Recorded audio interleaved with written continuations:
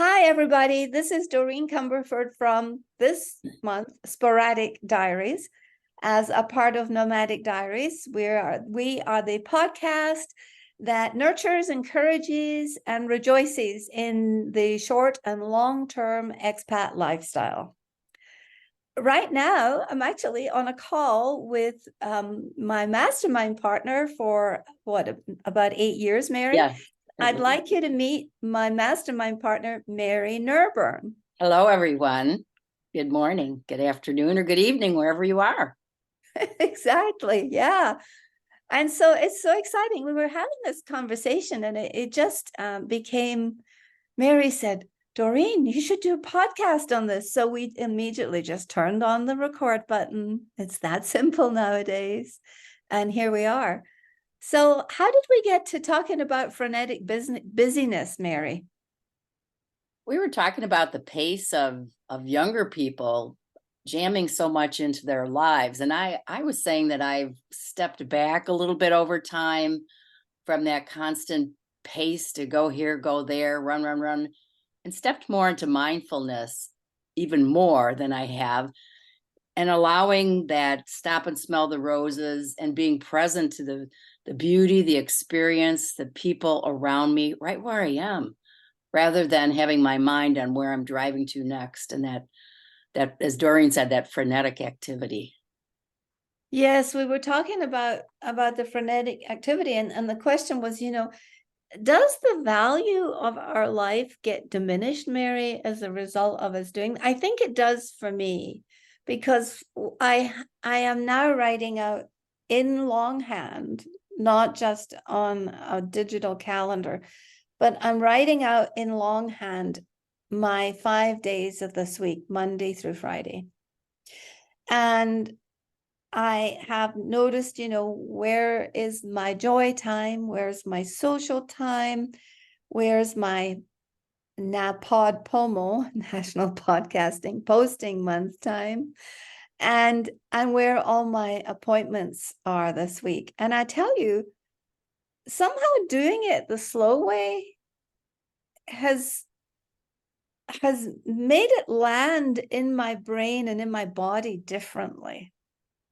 Does that make sense? It does. And I think for me too, it's really calendaring the joy time. That is so important. That's got to be in somehow every day, and allowing for that and writing it down, because it's a part of what renews us, what fulfills us. It's amazing. I love the joy time.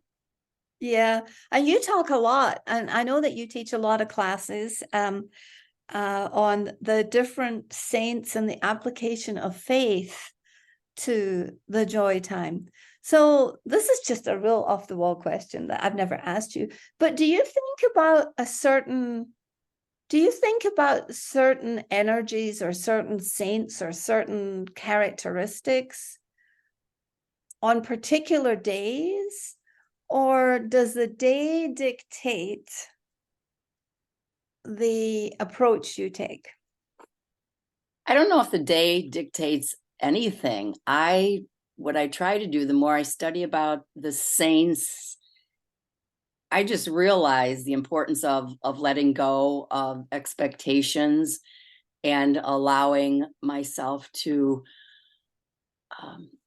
be in a moment and not be resentful of anything.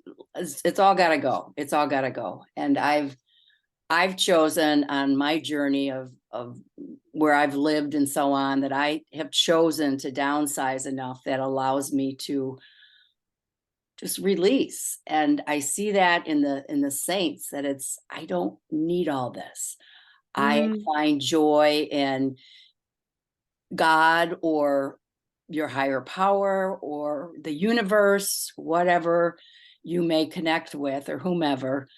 But it's a simple choice to allow to be present and simply mindful of my ideas, my thoughts, if they're going off track, if they're going down the worry trail, as I call it, to stop and just recenter myself and just keep going and staying in joy.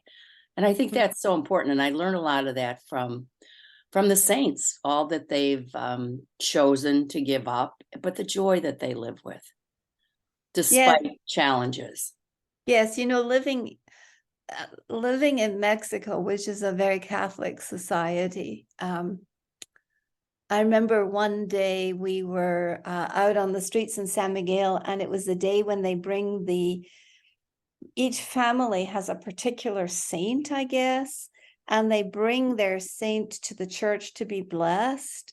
And frequently it's a doll. There's actually one that's related to baby dolls. And so there were these old men and young women and families and middle-aged people with all kinds of dolls, and they bring them in to the church and they take them up to the altar. And these concepts for a lot of people, probably for a lot of our listeners, are really foreign and strange and weird. And yet I noticed the peace and the joy that lives in the community who does this.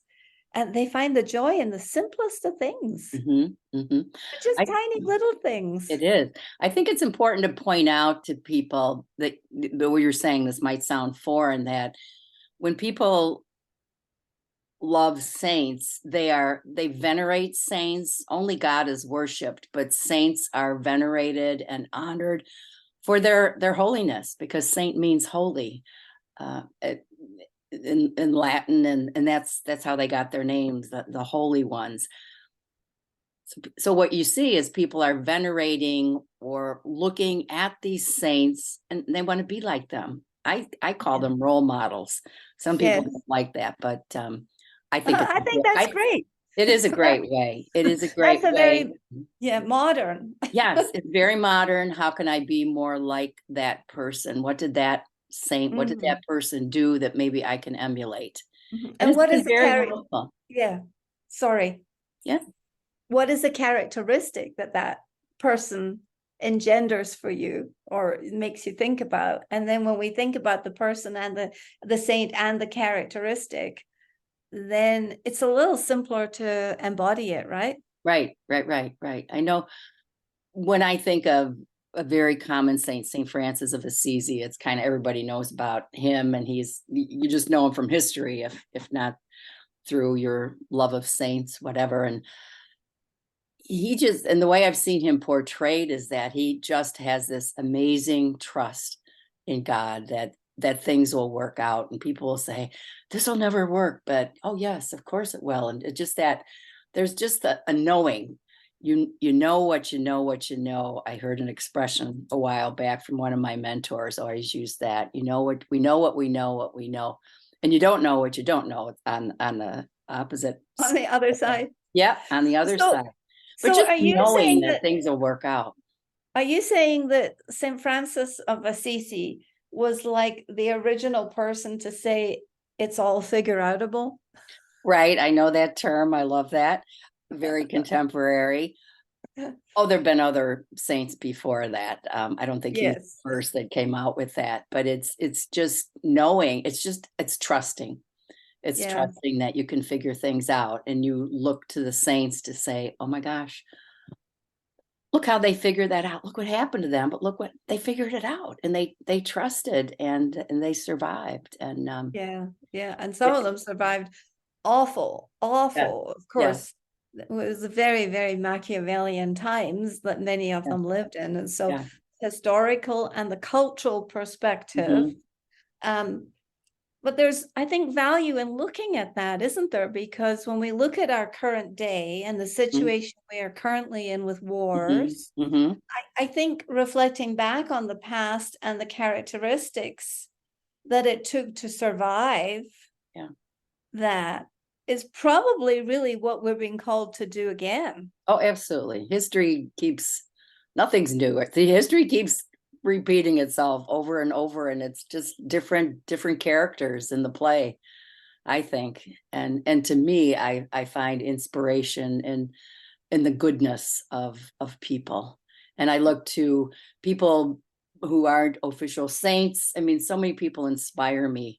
And you inspire me, Doreen, in your work that you do as well, and your willingness to inspire people in your attitude of, oh, it'll work out. Everything's fine. It's going to work out. And it's, I've been hearing you say that for all these years, and that's a great attitude. So Yes. Well, thank you. And kudos. this has been a lovely conversation. We should do this once a week or something.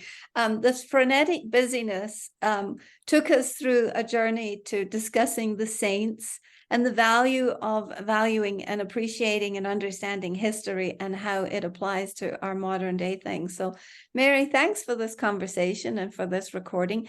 Do you have one thing you would like to leave our listeners with today as we wrap this up? I think I'd like to say that just trust in the goodness. It's so easy to just go down the worry trail, or this is going to happen and that's the worst.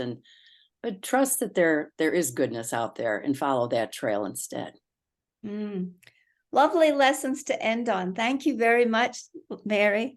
You are welcome. Listeners, if you enjoy Nomadic Diaries or these little mini gems that we're recording during the month of November, they are called little sporadic diaries for the National Podcasting Posting Month. Please like, share, and pass along to your friends who are either on the expat or the digital nomad trail. Thank you. And this is Doreen with Mary Nurbun saying goodbye. Bye-bye.